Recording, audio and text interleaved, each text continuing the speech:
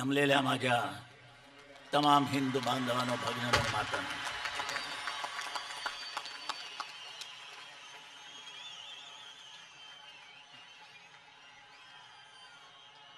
याला वेळ झाला याचं कारण आजच्या या मैदानी सभेसाठी, शिवतीर्थावरील या सभेसाठी जरा पैसे गोळा करत होतो. अगदीच वरदान असला तरी थोडा अर्धा तरी तोही जमला नाही. म्हटलं आता वेळ लावण्यात काही अर्थ नाही. आपण जनसागर माझ्याकरता वाट पाहत असेल आणि त्यांच्याकरता, तुमच्याकरता मी आज माझ्या दृष्टीने लवकर आलो. ठीक आहे. माझ्या पुढे एक प्रश्न पडला आहे. मला तशी काही धाड झालेली नाही आहे, बिलकुल नाही, आणि होणार नाही. दुसऱ्यांना होईल पण मला नाही होणार. एक फक्त दम लागतो मला, पण त्या विषयावरती अवलंबून आहे. शिवसेना ही दम देणारी आहे, दम खाणारी नाही आहे. होईल. हा जर माझा श्वासोच्छ्वास जरा मार्गावर आला ना, येतोय. डॉक्टर पण आलेले तिथे माझ्याबरोबर, डॉक्टर पारकर, त्यांनी मला वाचवलं. माझे कुलदैवत आहेच आहे. आणि आज बऱ्याच वर्षांनी मी या शिवतीर्थावरती येतोय. त्या आदित्य या म्हणतात काहीतरी, आमची तिसरी कुठची रे पिढी आपली, तिसरी का चौथी, माझे वडील धरून. अरे वडिलांना का सोडता माझ्या, त्यांच्यामुळे तर आपण आहोत. ह्याच्यावरती जोरदार चर्चा सुरू झालेली आहे वृत्तपत्रातनं. मैदान 1, पिढ्या 3. आता असं काही येणार असेल मला माहीत असतं तर पिढ्या वाढवल्या असत्या. कल्पना नव्हती मला. आणि मी तरी कुठे शिवसेना प्रमुख होईन म्हणून मला वाटलं होतं. मी एक व्यंग्य चित्रकार, पण झालो खरा. आदित्याला तलवार दिली आहे. बाबा रे, काँग्रेसच्या राजवटीत तलवार बिलवार भानगडी करू नकोस. शिवरायाचा पुतळा येते माझ्याच बाजूला इकडे मागे. तो बनवताना मी होतोच. आमच्या एकूणच्याच कलानगरमधले पानसरे आहेत, त्यांनी बनवला आहे. शिवाजीच्या हातामध्ये, महाराजांच्या हातात तलवार नाही, हिंसा. त्यांच्या स्वयंपाकघरामध्ये त्याला भाजी कापायला बायकोकडे चाकूत रे की विडी आहे तरी माहीत नाही. तर ती ठेवायची नाही, हिंसा. कशाने काप, पण चाकू सुद्धा कात्री नाही. खरं सांगायचं म्हणजे उद्धवनी बहुतेक समाचार घेतलाच असणार. आणि त्यामुळे आता माझे मुद्दे काय आहेत मला माहित नाही. पूर्वी ज्या स्टाईलमध्ये बोलत होतो अशी ही स्टाईल माझी कोणीतरी उचलली म्हणतात, मला माहित नाही कोणी.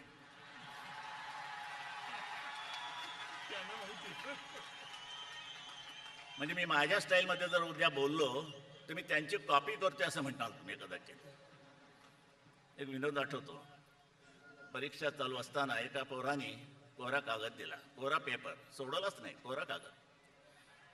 तर दुसऱ्या विद्यार्थ्यांनी तक्रार केली, सर सर सर म्हणे बघा त्याने कोरा कागद दिला.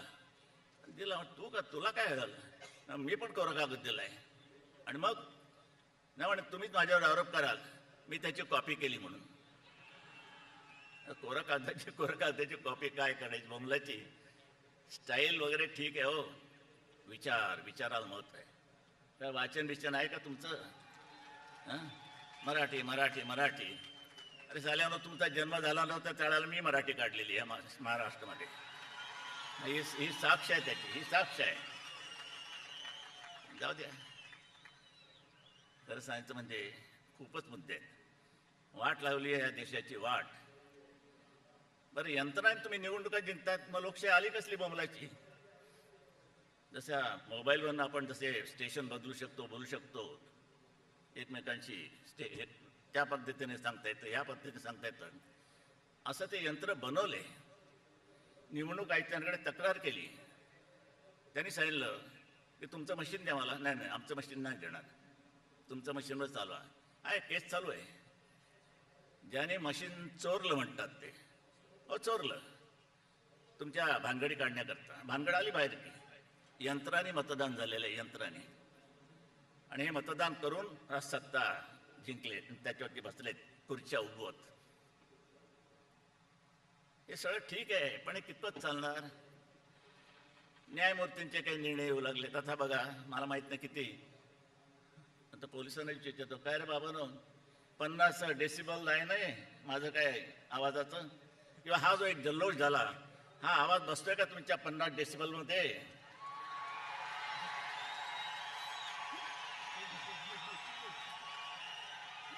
आणि आता आम्हाला झोपवा खाट्यावरती, आणि खटला भरा खटला. अरे खटला कसला भरताय? लाऊडस्पीकर एकाचे तोंडासमोर नाहीये तरी बोंबलतो. बघ काय ही डरकाळी, ही शिवतीर्थावरील डरकाळी. ही 50 डेसिबल मध्ये बसणार नाही, बसू शकणार नाही. यंत्र फाटेल पण आवाज नाही फुटणार. ही या शिवसेनेची तयारी आहे. काय दडपणार तुम्ही हा आवाज? ब्रह्मदेवाचा बाप जरी खाली उतरला तरी त्याला दाबता येणार नाही. काश्मीर चाललंय पेटते. या जवाहरलाल नेहरूंनी घाण करून ठेवलेली सगळी वाट लावली आहे देशाची. लांड्यांवरती प्रेम आणि घातलं त्या अब्दुल्लाच्या ह्याच्यामध्ये. किती किती घाण म्हणून. काश्मीर अजून धगधगते, अजून चर्चा. हा हिंदुस्थानचा भाग आहे का नाही? तू तुझ्या बापाचा आहे की नाही हे पहिल्यांदा ठरव, मग आमच्या भागाचा विचार करायला ये. चर्चा कसली करताय? गोळ्या घाला. अफजल गुरु बोलला असेल उद्धव, 7 वर्ष झाली फाशी नाही, 2 मिळत नाही. काय हिजड्यांचं राज्य, हिजड्यांचं. मी मागे सुधीर भाऊ होते. सुधीर भाऊ माझे गाडी चालवायची तर स्टेशन वॅगन, आमची एक गाडी, मी ती कोकणाला देऊन टाकली स्टेशन वॅगन, आपलं ॲम्ब्युलन्स म्हणून. गाडीमध्ये माझी सभा झाली, गाडीत बसलो, अहो डास शिरले कोकणातले. कोकणात सुद्धा डास आहेत आणि प्रत्येक जण आपला मारतायत. पोलीस होते माझ्या गाडीत, त्यांनी प्रयत्न केला. म्हटलं जाऊ द्या, चोरांना पकडतायत नाही, तुम्ही डास काय पकडणार? मग शेवटी माझ्याकडे आमचा भालचंद्र ठाकूर आलाय की नाही मला माहीत नाही, आजारी आहे, फार जुना, शिवसेनेच्या जन्मापासून. त्यानं म्हटलं ठाकूर, पुढच्या वेळेला एक 2-3 हिजडे ह्याच्यामध्ये घेऊन ये आपल्या बसमध्ये. काय होईल? ते टाळ्या मारत बसतील. डास मिळाला न मिळाला, पण त्यांचं समाधान टाळ्या मारल्याच होईल, आपलं डास मेल्याच होईल. पण या काँग्रेस राजवटीमध्ये आता डासही थकले तो. कारण माझं एक वाक्य होतं, मग नाना पाटेकरांनी त्या मला वाटतं क्रांतीवीरामध्ये एक वाक्य घेतले ते, अरे एक मच्छर आदमी को हिजडा बनाता है. हे माझं वाक्य. नानांची कशी ते, मी नाना विचारलं, नाने तुझ्याकडे कसं आलं? आलं म्हणे. म्हटलं मच्छरनी दिलं का? नाही म्हणे.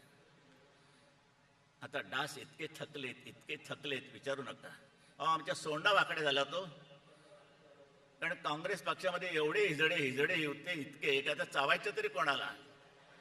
सगळे झुकतायत त्या सोनिया गांधीच्या समोर. ही हिजड्यांची अवलाद जोपर्यंत या देशावरती राज्य करते काँग्रेस पक्ष म्हणून, तोपर्यंत या देशाला चांगले दिवस येऊ शकणार नाही. आणि यंत्राने जर तुम्ही निवडणुका जिंकणार असाल तर उद्या मुडदे पडतील, मुडदे. तिरंगा उगीच नाही फडकत. आणि तिरंगाच्या साथीला माझ्या महाराजांचा भगवा झेंडा आहे, ते चिदंबरम. चालेल, एवढे ते नक्सलवादी दंतेवाडीमध्ये हल्ले करतायत, यांची लुंगी कशी नाही सुटत? काही नाही म्हणे, हा भगवा दहशतवाद आहे. असं हिरवा दहशतवाद तुम्हाला कधी दिसला नाही, भगवा दिसला. ह्याचं कारण